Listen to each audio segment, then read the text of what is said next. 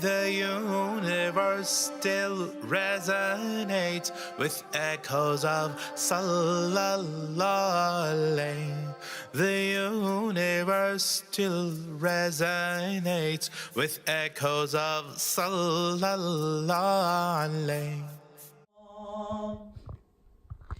How can a tongue do over praise when God Himself praises you?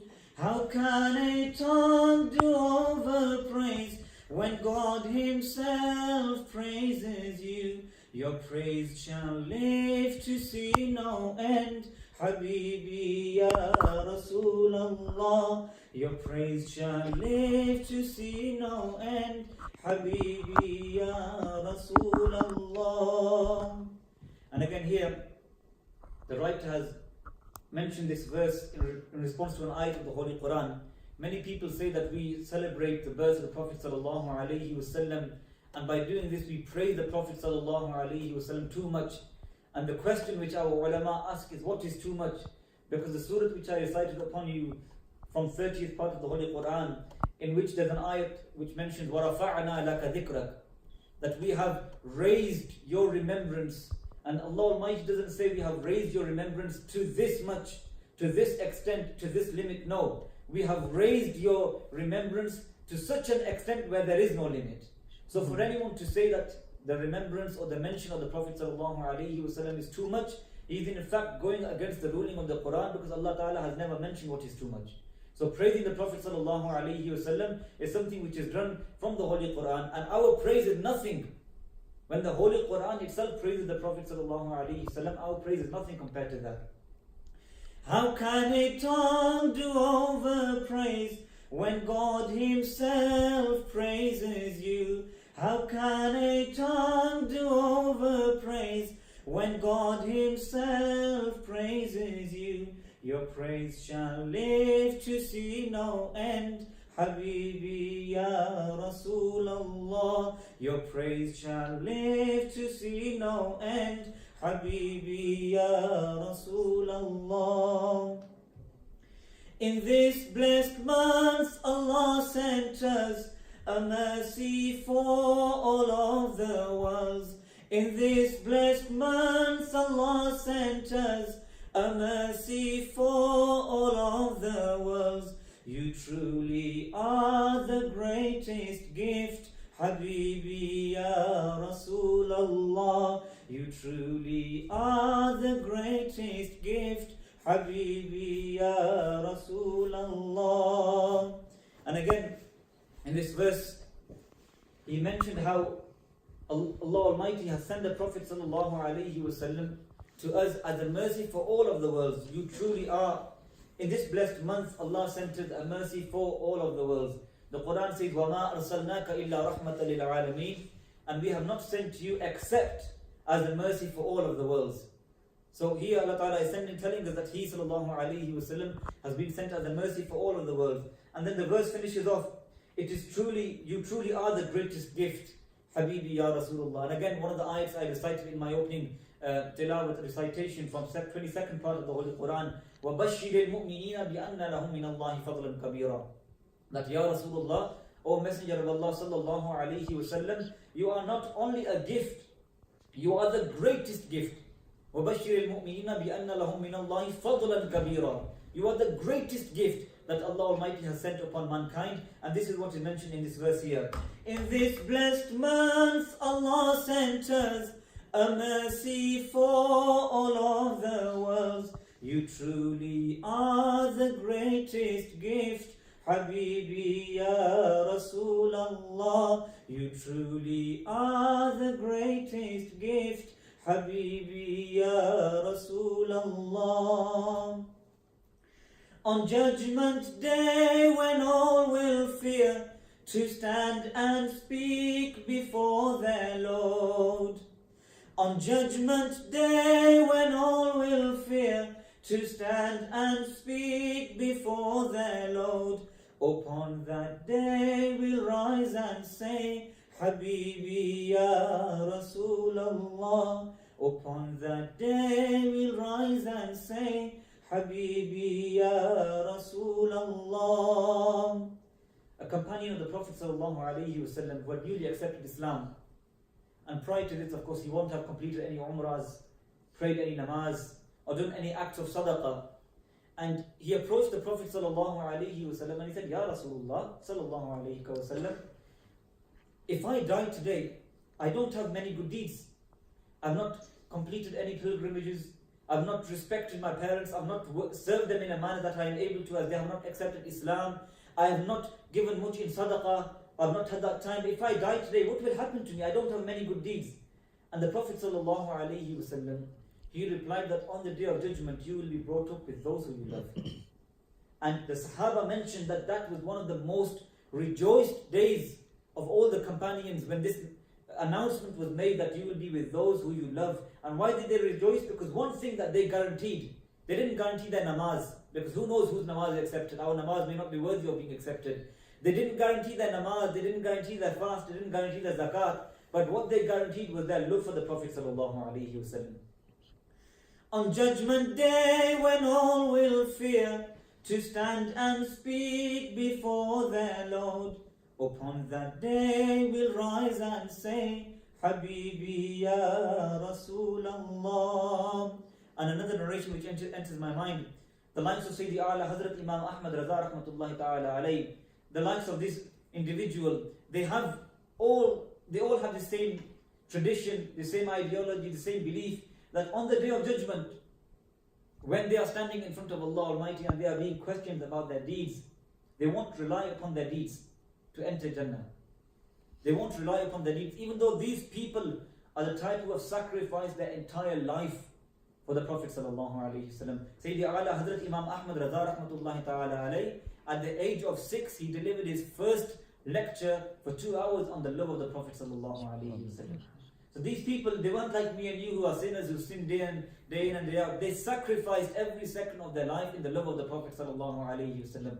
Yet they said on the day of judgment, when it comes to our sins, we won't rely upon our deeds to go to Jannah, we will rely upon the intercession of the Prophet ﷺ. We will rely upon the words, Ya Rasulullah, on the day of judgment. On Judgment Day, when all will fear to stand and speak before their Lord, upon that day we'll rise and say, Habibi ya Rasulallah. Upon that day we'll rise and say, Habibi ya Rasulallah. Habibi ya Rasulallah. Habibi ya Rasulallah. Habibi ya Rasulallah. Habibi ya Rasulallah. Habibi ya Rasulallah. Habibi ya Rasulallah. This scholar, Shaykh Mahdi, he's authored a commentary of Dalail al-Khairat by the name of Mutalib al-Musarraf. In that commentary, he defines the celebration of the Mawlid in a rather different manner than you may be familiar with. And in doing so, he not only defines what the celebration of Milad or the birth of the Prophet ﷺ is, but at the same time, he also dispels many of the objections that are surrounded or that surround the Mawlid. It's not a hidden fact, it's not hidden at all that this is a topic that is contested. We all know that. But the reality of it is that it's something that's resolved in a very simple manner. And he does so with a very simple statement, a very simple definition of what the Milad or celebrating the birth of the Prophet ﷺ is. And how does he define it? He defines celebrating the Milad as experiencing a sense of joy and happiness in a believer's heart when he thinks about the arrival of Rasulullah ﷺ. That's how he defines Milad. It's a sense of joy and happiness inside the heart of a believer when thinking about the coming of the Prophet ﷺ. when we look at the Milad in this capacity, then it solves many problems for us. That it's not something, this celebration of the Milad is actually not something physical or not tangible. It's something inside the heart. And just as Qadi Iyaz al-Maliki rahimahullah ta'ala in his very famous book, Ash-Shifa, he's authored a chapter regarding love of the Prophet sallallahu alaihi wasallam and the responsibilities that it carries with it. Within that, he opens by defining love as something that is not tangible. You can't see it, you can't touch it. It's not something physical. It's a sensation that you have inside your heart. And however, he does say, although it's an emotion, it's not something physical, it's not something tangible. At the same time, when you love somebody, this love manifests itself in your exterior. When somebody truly loves the Prophet sallallahu alaihi wasallam, for example, this will be clear from their exterior, from their actions, and it will be apparent to others that he loves the Prophet sallallahu alaihi wasallam, or loving anybody for that sake, or for that matter. It's something that will become apparent from their exterior.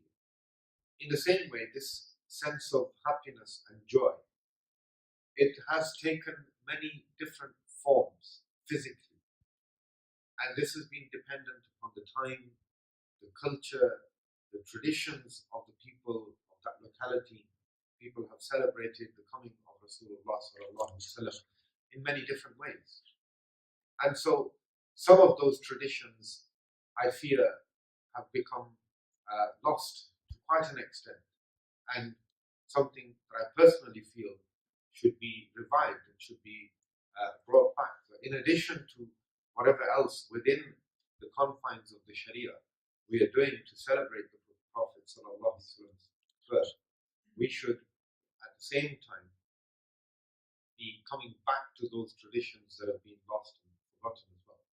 And so in the past, you will find that because this is a blessing of Allah subhanahu wa ta'ala, there is no greater blessing for a believer. We would not be Muslim were it not for Rasulullah sallallahu ta'ala. We would not have any prospects in the Akhirah were it not for the Prophet sallallahu alaihi wasallam. We would not know how to live our lives, and we would have no hope of attaining the pleasure of Allah subhanahu wa ta'ala if it were not for the Prophet sallallahu alaihi wasallam. And so, for many reasons, innumerable reasons, the coming of Rasulullah sallallahu alaihi wasallam, his being sent to us, is the greatest blessing of Allah subhanahu wa ta'ala for us, which Allah himself says in the verse that I've recited. Allah subhanahu wa ta'ala says, لَقَدْ مَنَّ اللَّهُ عَلَى الْمُؤْمِنِينَ إِذْ بَعَثَ فِيهِمْ رَسُولًا. That Allah has indeed bestowed a favor upon the believers by sending amongst them a great messenger from within them. And this is, you read the entire Quran, and you will find that Allah subhanahu wa ta'ala, he does not express his favor over anything else that he's given us. He has created us, he provides for us, and anything and everything that we have is from him. But at the same time, he does not express a favor over anything. The only thing where he actually says that I've done you a favor by doing this is by sending Rasulullah sallallahu alaihi wasallam.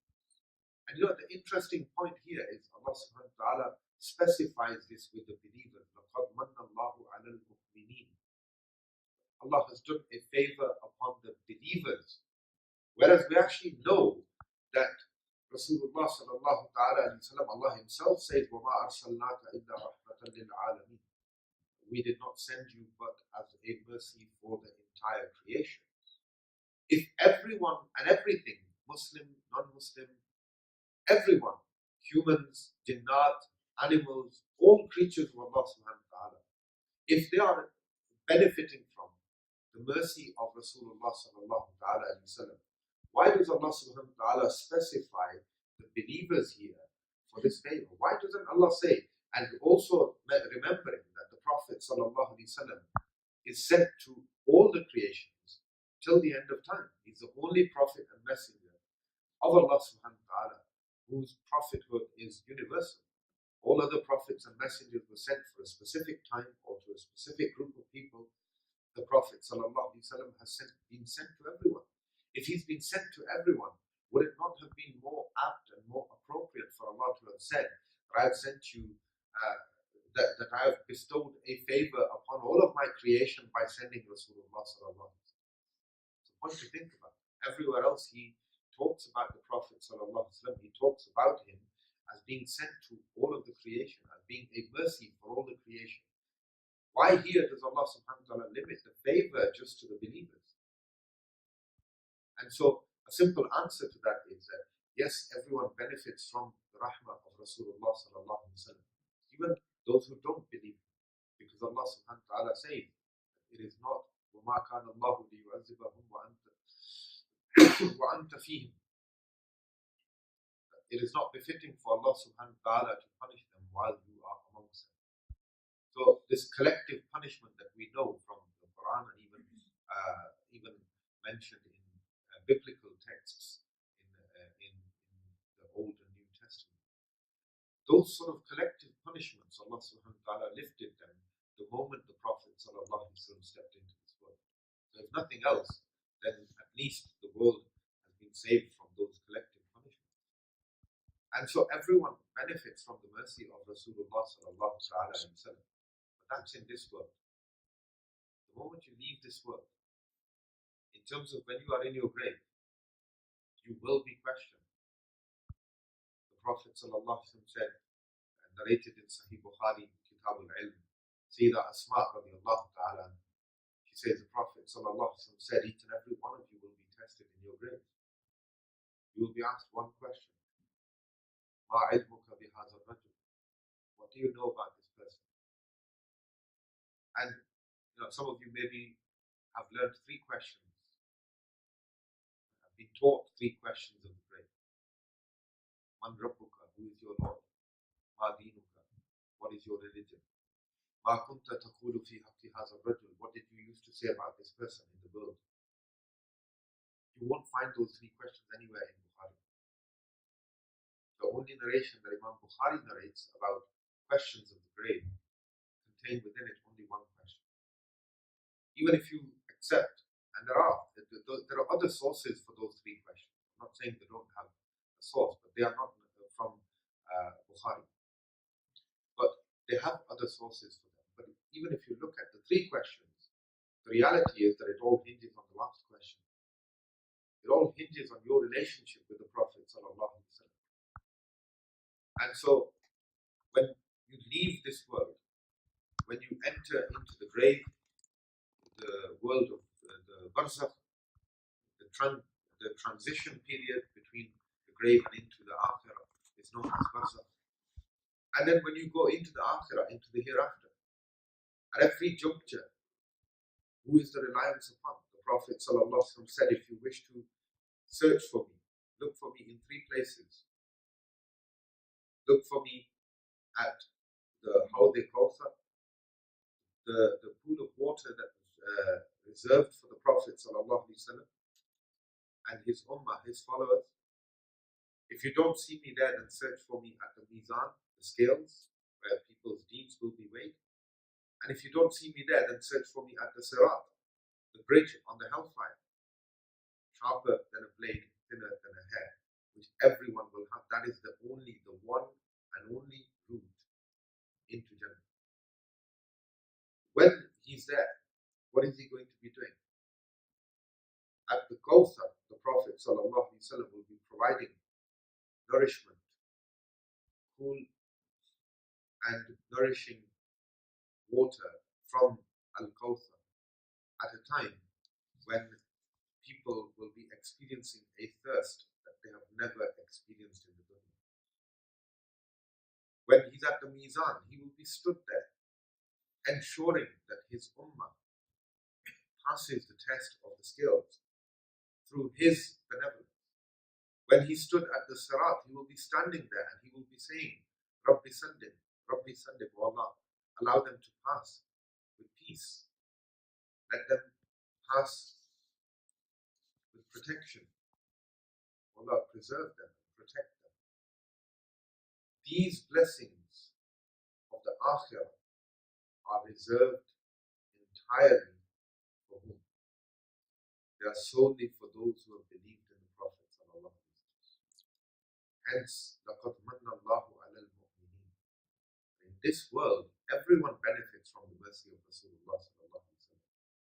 But Allah has bestowed a favor upon the believers only, because only they will benefit from this mercy of Rasulullah, which is in the Akhirah, which is in the hereafter. And so, coming back to the point, is celebrating the birth of Rasulullah sallallahu alaihi wasallam. Shaykh Mahdi al-Fasi rahimahullah ta'ala, he describes it as a sensation of joy and happiness that a believer experiences in his heart when thinking about the arrival of the Prophet sallallahu alaihi wasallam, of how Allah subhanahu wa ta'ala has blessed us through the Prophet Muhammed sallallahu alaihi wasallam. And when you think about it in that capacity, it does deal with many issues and many problems. What we were saying was that this happiness and joy, it manifests itself in many different ways. And the concept is that of gratitude. The Prophet ﷺ is the greatest blessing of Allah subhanahu wa ta'ala. And that's where I mentioned that this is the only blessing that Allah has actually mentioned His favor upon us. He's given us everything else, but He doesn't mention it. With this, He says, no, I've done a great favor upon the believers by sending such a great messenger to them. And so, acknowledging these favors of Allah subhanahu wa ta'ala is part of what Allah subhanahu wa ta'ala demands and requires from us. He says, وَأَمَّا بِنِعْمَةِ رَبِّكَ فَحَدِّثْ. As for the bounties of Allah subhanahu wa ta'ala, propagate them. And part of propagating this is thanking Allah subhanahu wa ta'ala for these blessings. The way that this happiness has manifested itself over the years may have changed. If you read up about this, historically, people would have fasted as an act of gratitude to Allah subhanahu wa ta'ala. People will have prayed nawafil on the night that the Prophet sallallahu alaihi wasallam was born as an act of gratitude to Allah subhanahu wa ta'ala. And something that was extremely common was sadaqah. People gave charity.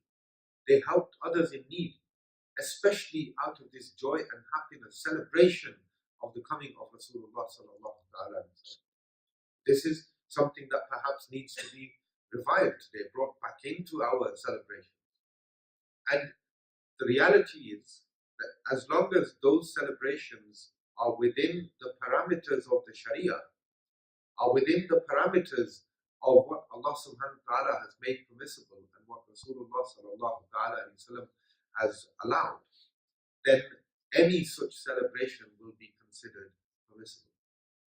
It sort of answers all objections, and it also helps us to reform our own practices as well, because there are many practices that have crept into some of our gatherings which are arranged in the name of Milad, or in the name of celebrating the birth of the Prophet sallallahu alaihi wasallam, which are not acceptable within the Sharia. And the reality is that we have to be the first people to stand up against them. Because very often when people, when they raise objections around the Mawlid, one of the most common form of objections is not, can you prove the permissibility of Mawlid? Or is it permissible to celebrate the Mawlid?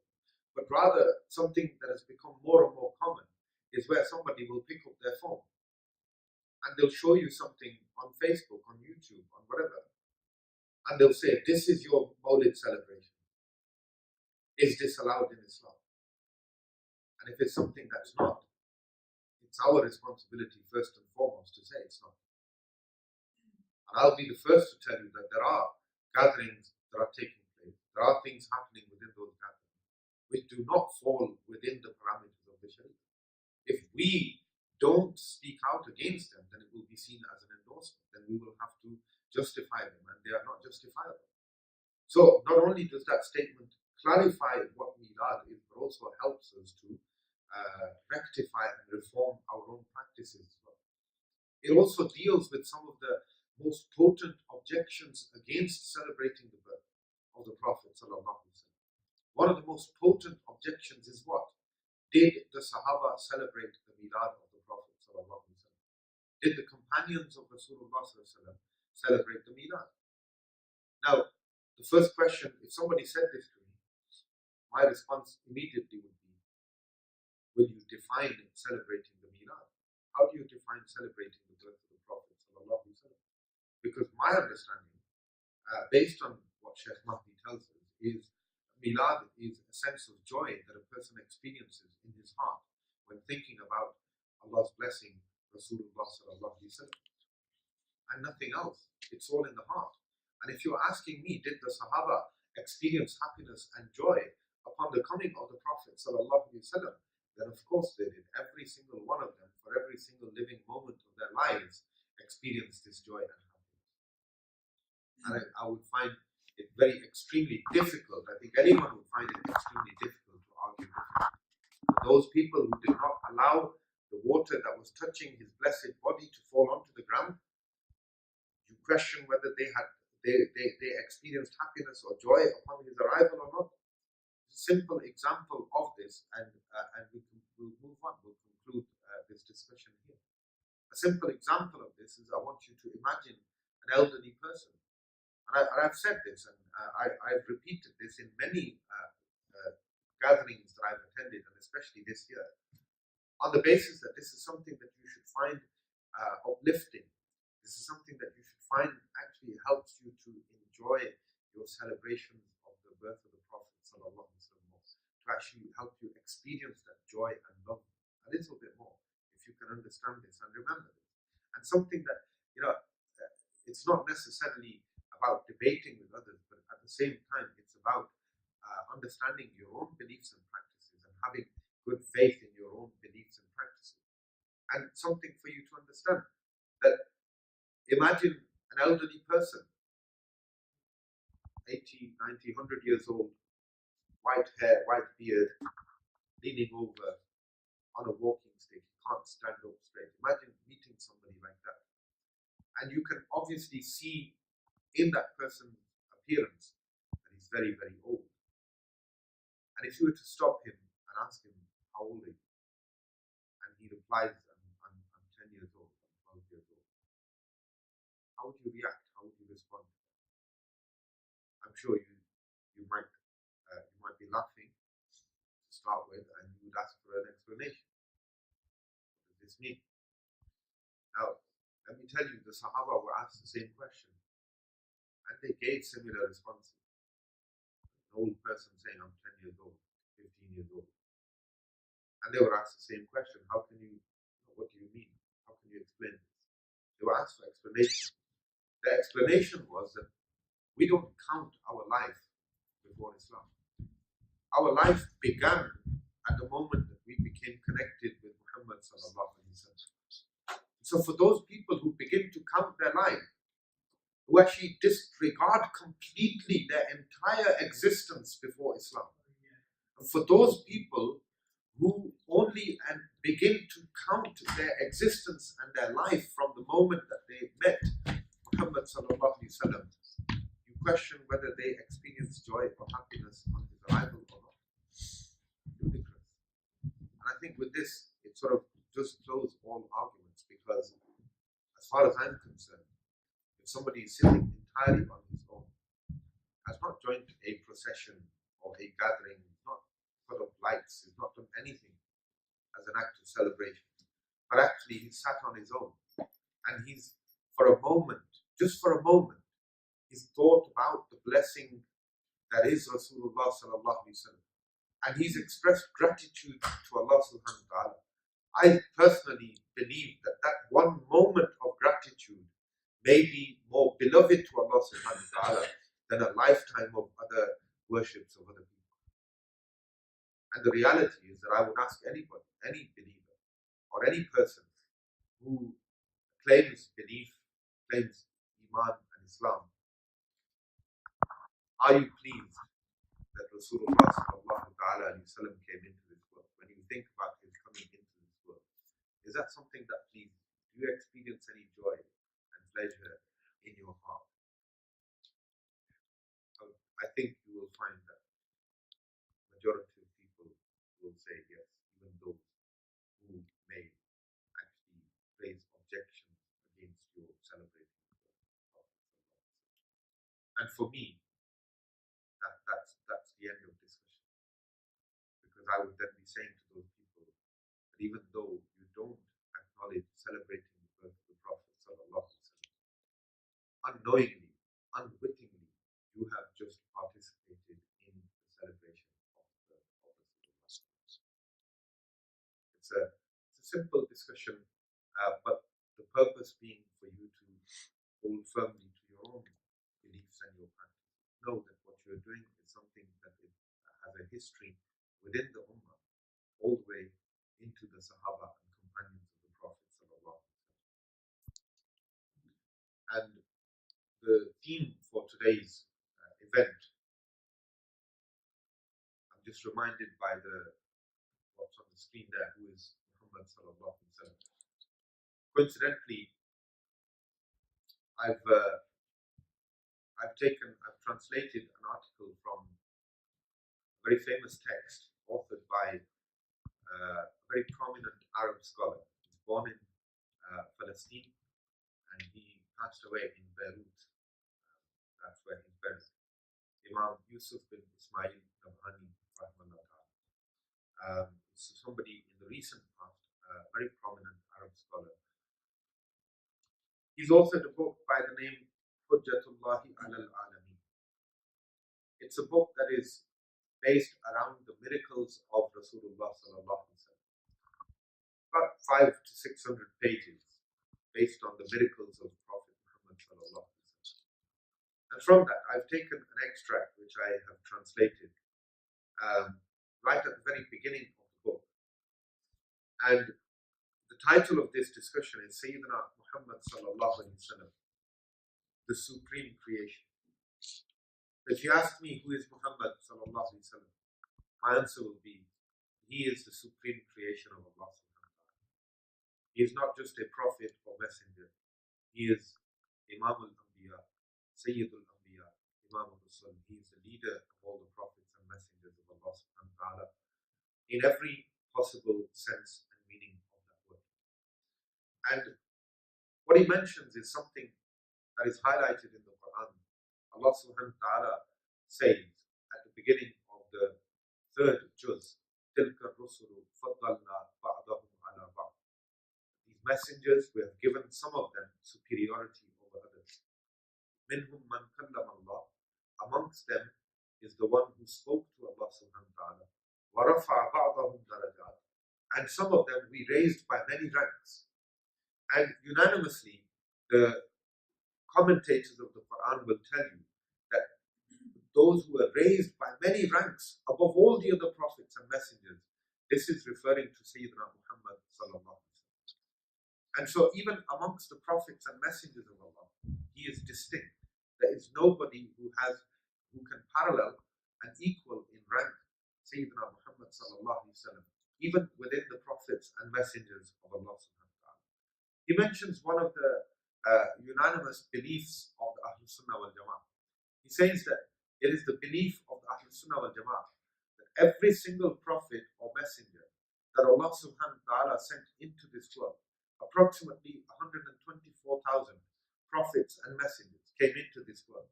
It is the belief of the Ahlul Sunnah wal Jama'ah that every single one of those prophets and messengers, whatever miracles they were given, some were given one or two, others were given dozens of miracles. Whatever miracles were given to all the prophets, whichever prophet and messenger of Allah came into this world, all of those miracles collectively put together were given to Sayyidina Muhammad sallallahu alaihi wasallam. And on top of that, he was blessed with certain miracles which were specifically reserved solely for him, which no other prophet before him received. And what he does then is he sets up a comparison between the miracles that were given to other prophets of Allah subhanahu wa ta'ala and the Prophet Muhammad sallallahu alaihi wasallam, because he says that each and every one of those miracles was given to Rasulullah sallallahu alaihi wasallam in the same or greater form. And that's something that's quite profound. Over 124,000 approximately messengers given numerous miracles.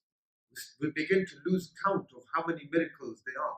But he says every single one of them was given to our Prophet sallallahu alaihi wasallam in equal or greater form.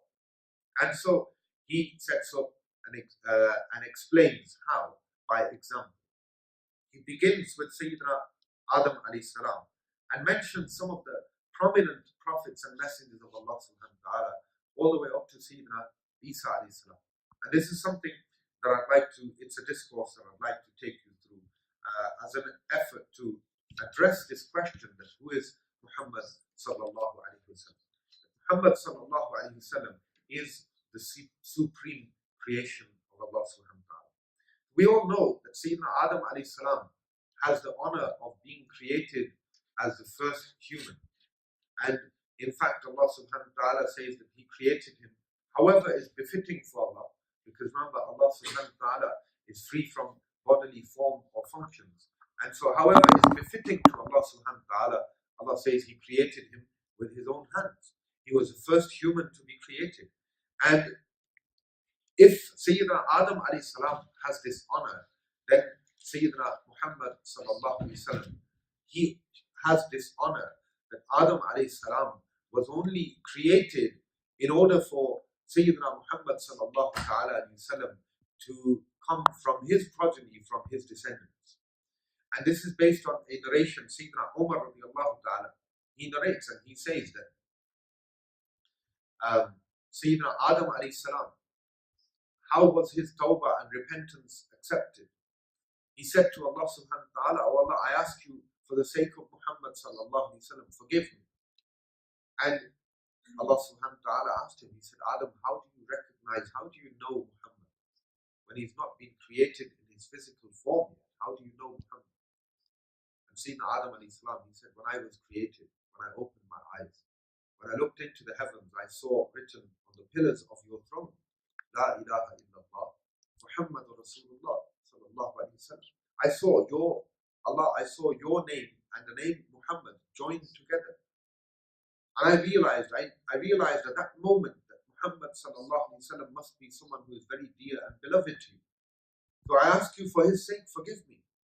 Allah subhanahu wa ta'ala, He announced His forgiveness of Sayyidina Adam alayhi salam to him, but also said to him, "Adam, remember, لولا Muhammad lama khalaqtuka." If it was not for Muhammad sallallahu alayhi wa sallam, I would never have created you. He is the purpose and means of all creation and their existence. In the same way, Allah subhanahu wa ta'ala tells us that Sayyidina Adam alayhi salam was honored by all the angels prostrating to Sayyidina Adam alayhi salam.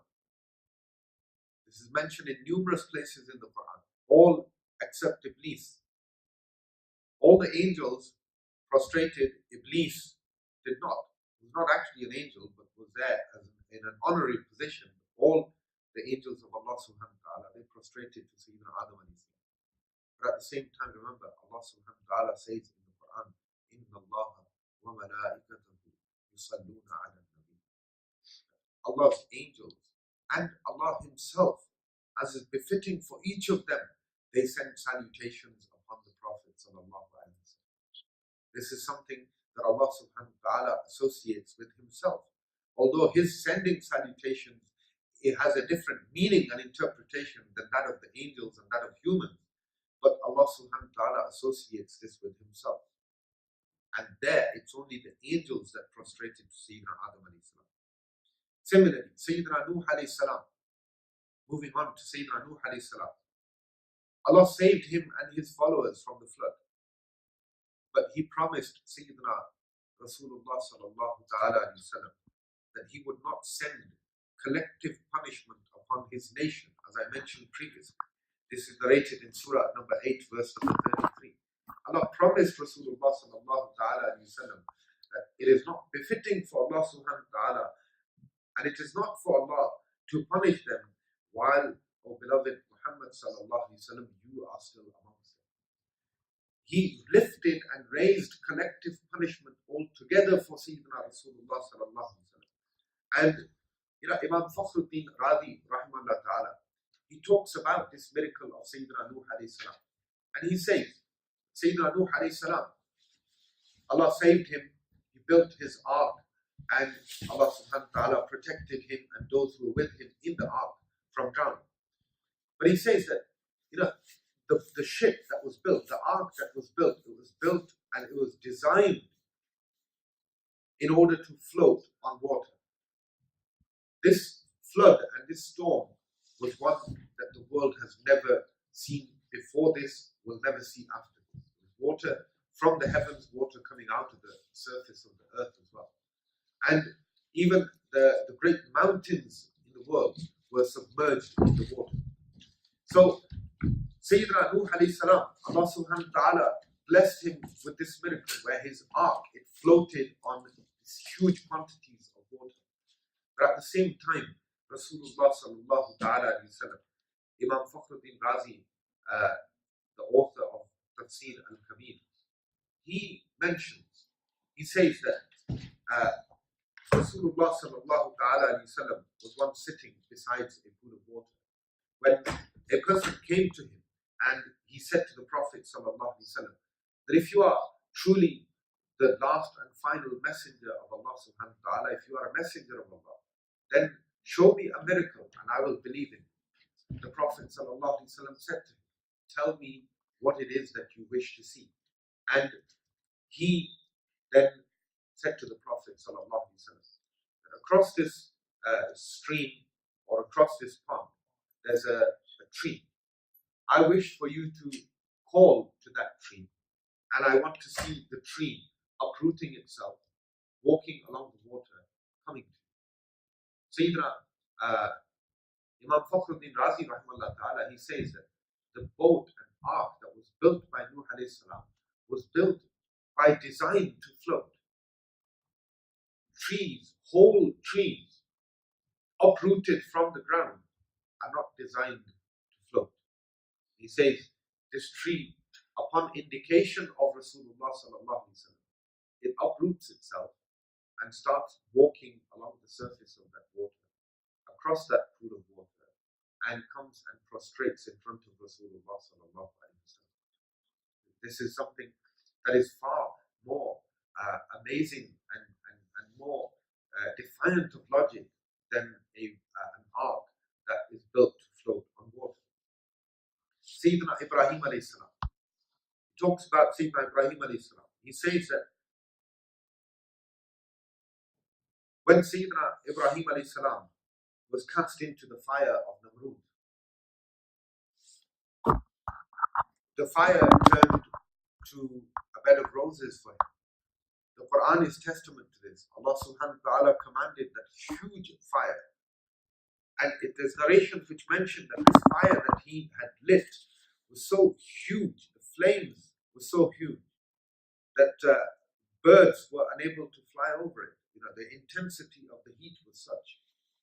Sayyidina Ibrahim alayhi salam was catapulted in an actual catapult. He was tied up, placed in a catapult, and he was catapulted into this fire. And Allah subhanahu wa ta'ala commanded the fire. He says in the Quran, Ya naru kuni bardam wa salaman ala Ibrahim. O fire, be peaceful, cool and peaceful for Ibrahim alayhi salam. Cool, not so as to not burn. Peaceful, so as not to cause any harm, any damage through being too cold. So be peaceful and cool for Ibrahim. Now, Rasulullah Sayyidina Muhammed sallallahu alaihi wasallam is walking through Makkah during the time of persecution in Makkah, and he sees one of his devout followers, Sayyidina Anwar bin Yasir radiallahu ta'ala, being tortured with flames, with fire, and being unable to bear this as the Prophet sallallahu alaihi wasallam is walking past. He repeats these same words of the Quran, Ya naru kuni bardam wa salaman ala Ibrahim. He repeats these for his servant.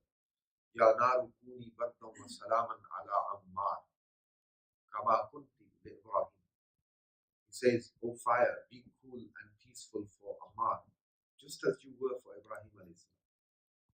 And as the Prophet ﷺ says this torture and this punishment continues, but at the same time he remains unaffected by the torture and punishment of the fire.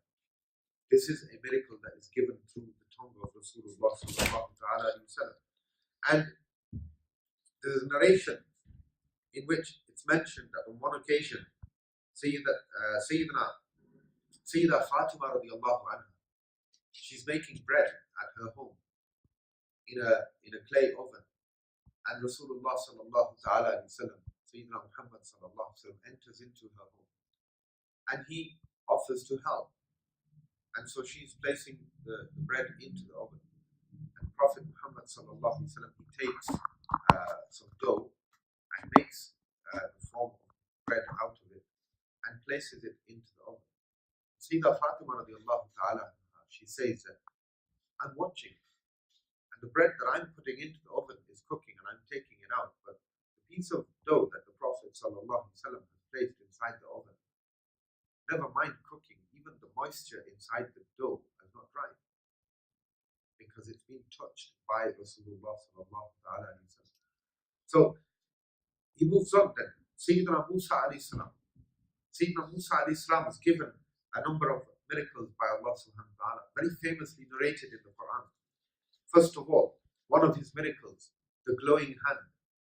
And what was this miracle? He would place his hand under his arm. When he took it out, his hand would glow brighter than the sun. This is a miracle that was given to Sayyidina Musa alayhi salam. How does this compare with miracles that were given to Rasulullah sallallahu ta'ala alayhi wasallam? And actually, it's a miracle of light. And when we compare this with the Prophet sallallahu alayhi wasallam, we see that Rasulullah sallallahu ta'ala alayhi wasallam, not only is his essence of creation, nur and light, but actually Rasulullah sallallahu ta'ala alayhi wasallam is seen as the distributor of light. Imam Nabhani rahimahullah ta'ala mentions in Hujjatullahi ala al-Alameen again a miracle of the Prophet sallallahu alayhi wasallam during early childhood. During early childhood, when he's taken by Sayyidah Halima radiallahu anha, and I think that's what the honorable gentleman was talking about when I walked in. When Sayyidah Halima radiallahu anha, she takes the Prophet sallallahu alaihi wasallam, a whole host of blessings are witnessed by her. Her herd of sheep and goats, they go out to graze in a drought-ridden land, and the whole of her area, everybody's sending out their animals to graze, and they're all coming back hungry. And for some amazing reason, the animals of Sayyidah Halima radiallahu anha, they are coming back full, satiated, and they are giving ample yields of milk, enough for the whole community to survive on. People actually tell their shepherds, follow the shepherds of Halima, take your flock to the same place, and they do.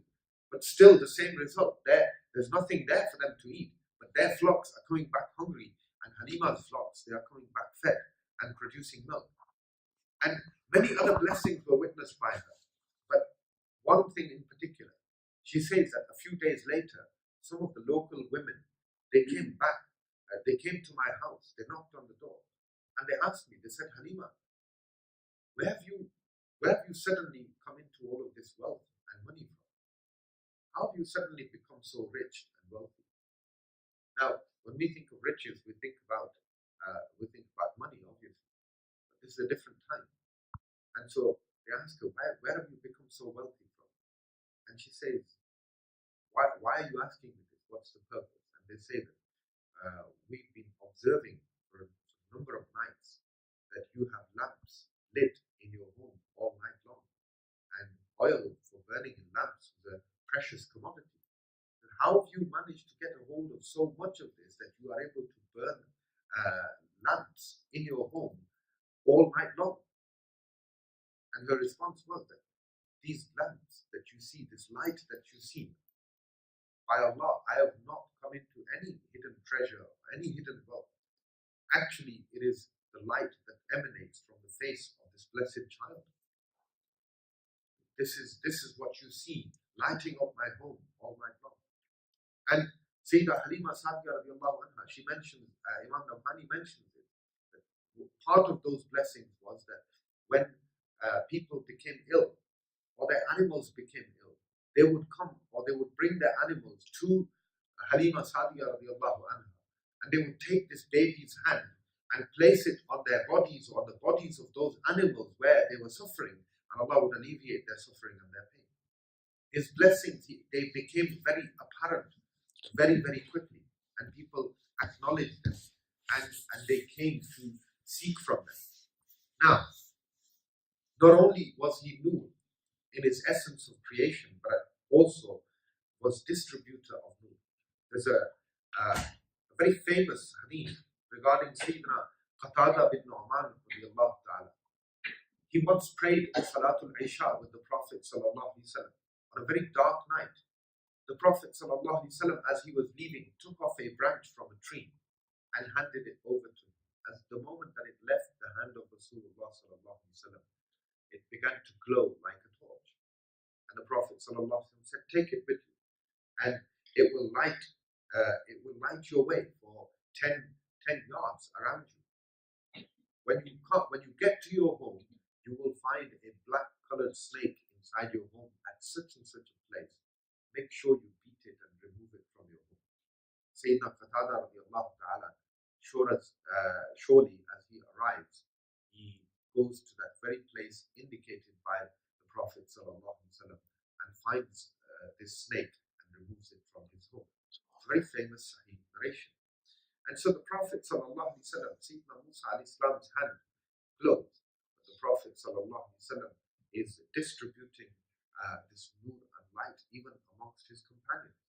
Sayyidina Musa alayhi salam, as you know, he parted the Red Sea, very famous miracle mentioned in the Quran. And when he freed his people from the Pharaoh, they got to the banks of the shores of the Red Sea, and he dug his staff into the ground. And this is really an amazing miracle. Remember, the purpose of this comparison is not to belittle the miracles or the prophets of Allah subhanahu wa ta'ala in any way at all. They are all honoring them and revering them is part of our iman. We believe in every single one of them, and they are the best of Allah's creation. The purpose here is simply to highlight the difference in rank between he who is the beloved of Allah subhanahu wa ta'ala and the rest of the prophets and messengers of Allah subhanahu wa ta'ala. And so, to realize who Muhammad sallallahu alaihi wasallam actually is, and to realize why this is such a great favor upon us that Allah subhanahu wa ta'ala has made us amongst his followers and amongst his ummah.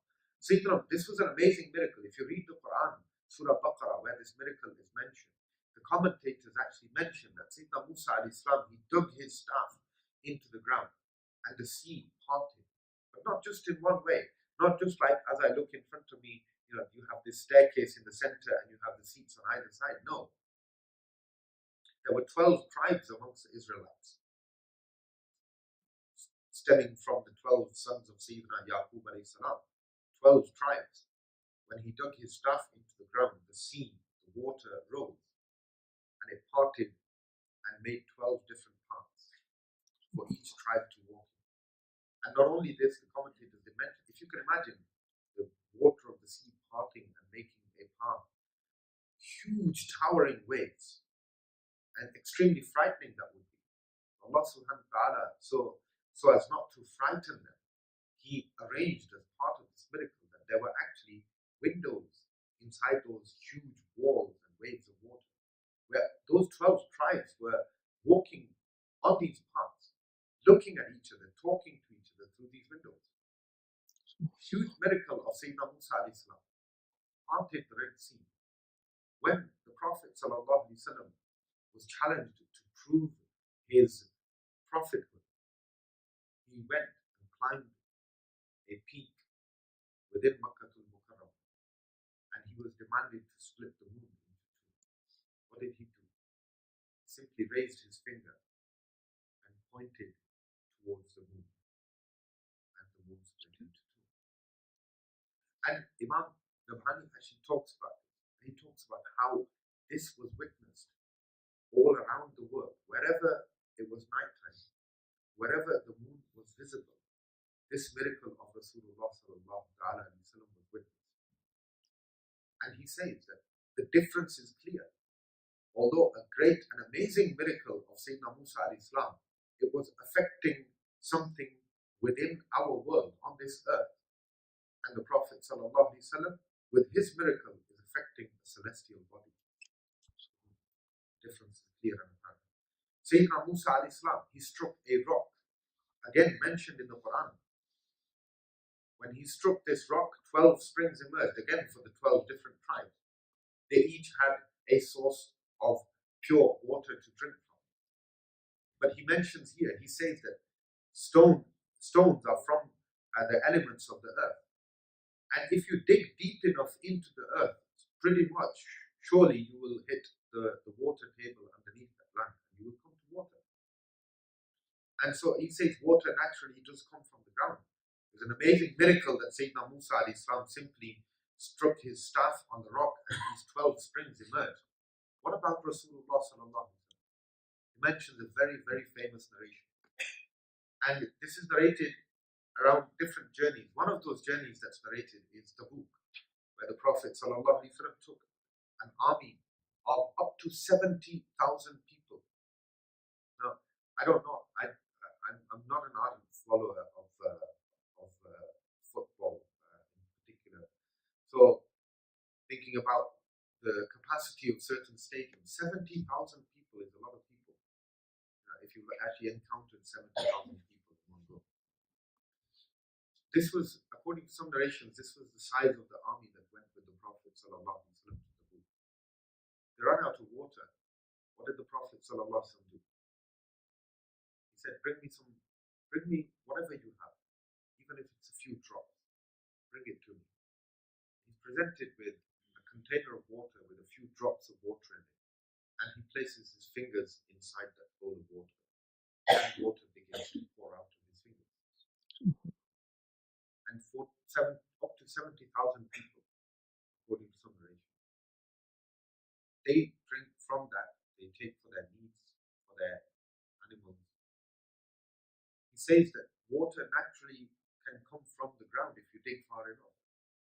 No one has ever and will ever see water pouring out of a human person's fingers or flesh.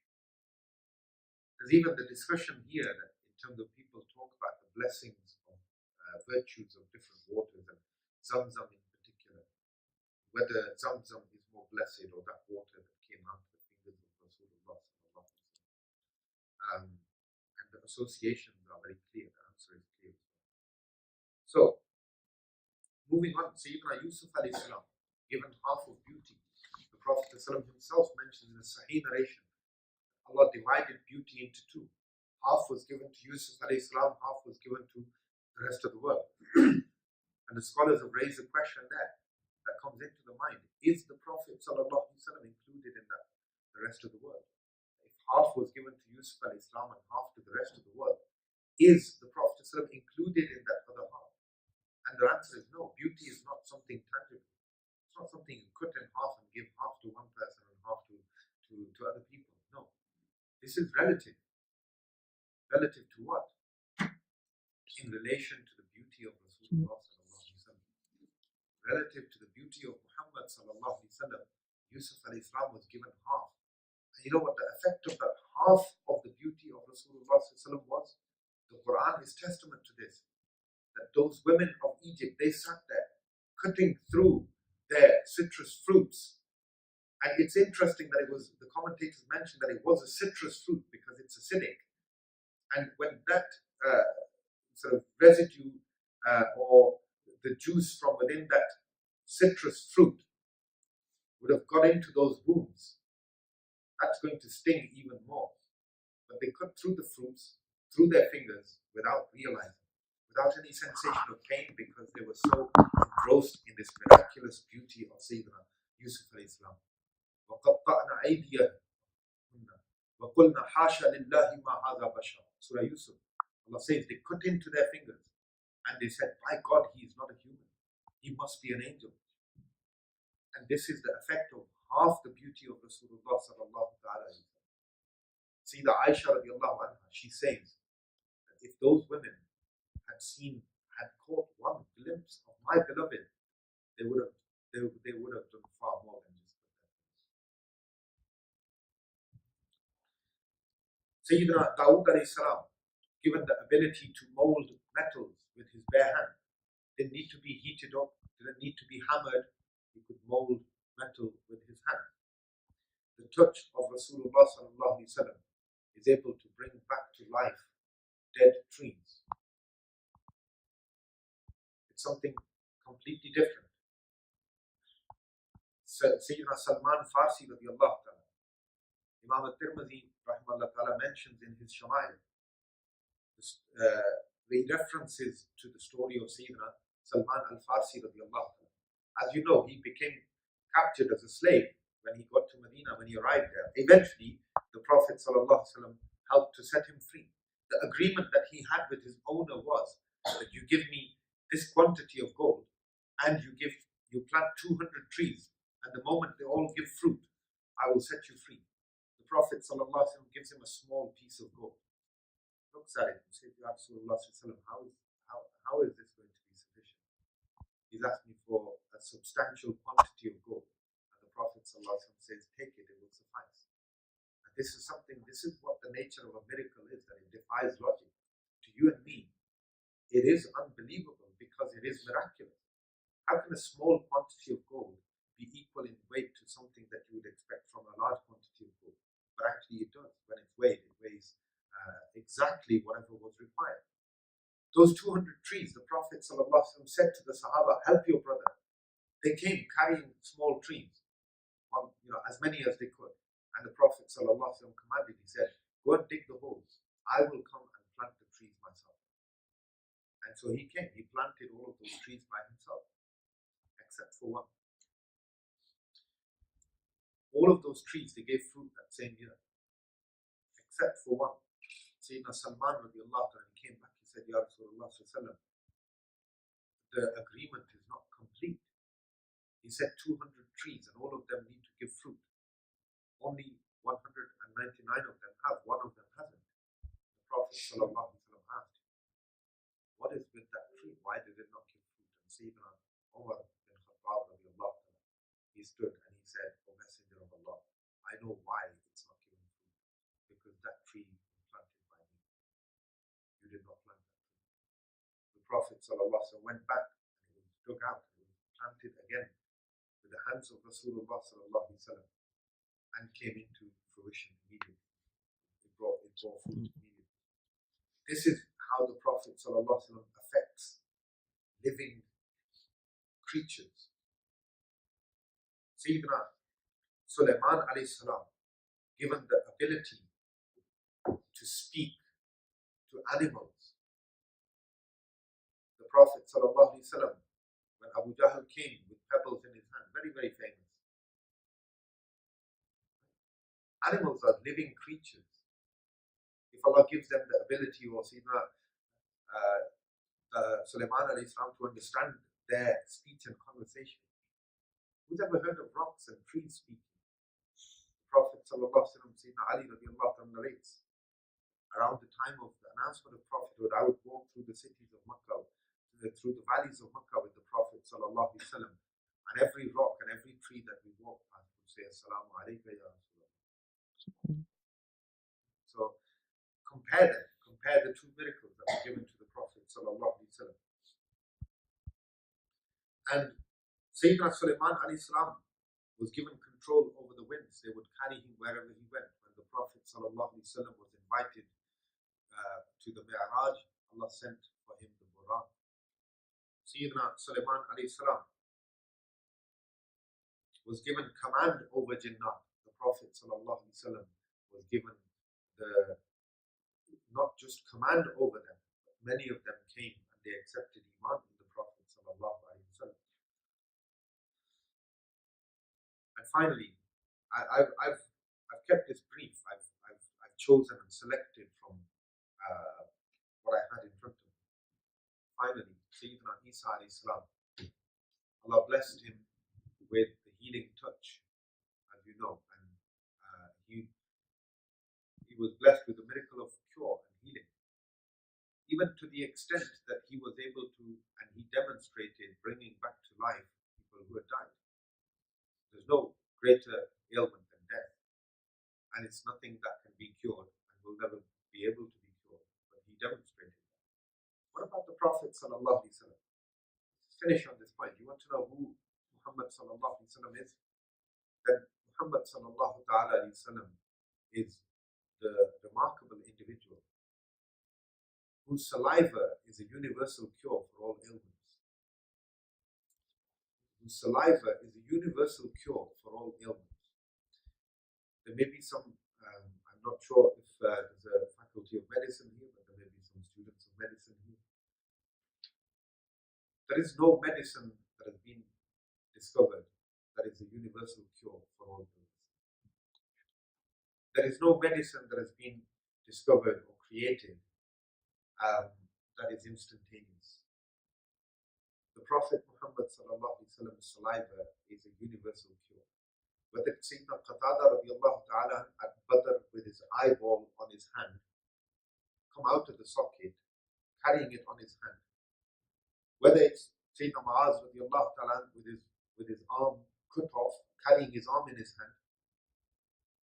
Whether it's other Sahaba who've broken their legs, Sayyidina Ali radiallahu ta'ala who can barely stand due to the pain that he's suffering in his eyes, he has to be carried to the Prophet. Salam alayka, Ya Rasul, salam alayka, Ya Habib, salam